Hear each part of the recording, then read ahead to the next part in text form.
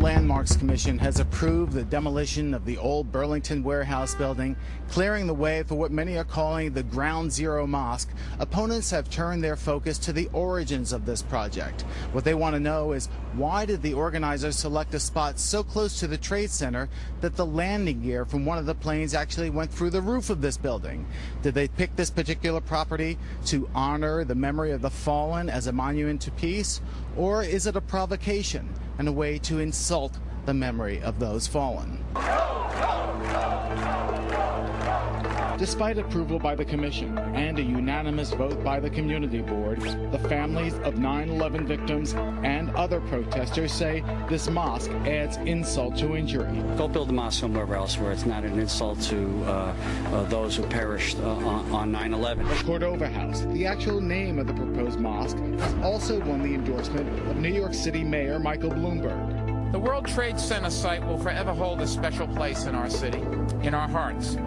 But we would be untrue to the best part of ourselves and who we are as New Yorkers and Americans if we said no to a mosque in Lower Manhattan. Big-name Republicans, including former Alaskan Governor Sarah Palin and former House Speaker Newt Gingrich, have criticized the plan, saying it is provocative for a mosque to be built so close to a spot where Islamic terrorists killed thousands.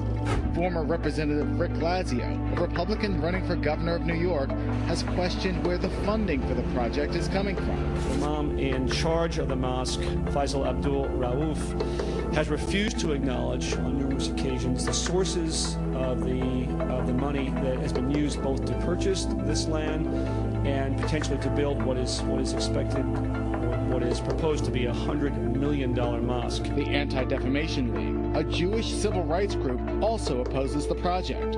As a result, columnist and TV host Fareed Zakaria has returned a First Amendment award and $10,000 stipend to the ADL in protest of the organization's opposition to the mosque. It's actually to bring people together. They want to build bridges. They want to do this. Build bridges. You're hurting people. Okay, whether it's hurting or helping the city's tradition of tolerance, Craig, what do we know? When did this group purchase that site, the old Burlington Coat Factory, which was undistinguished? No-brainer, the Landmarks Commission was going to give them approval to knock it down. But when did they buy it? They actually bought that building just a year ago for 1 year ago. 1 year ago for $4.8 million in cash. It was bought by Soho Properties. It's a real estate company run by Sharif Al-Gamal. He's a real estate developer in New York who happens to be of Muslim descent.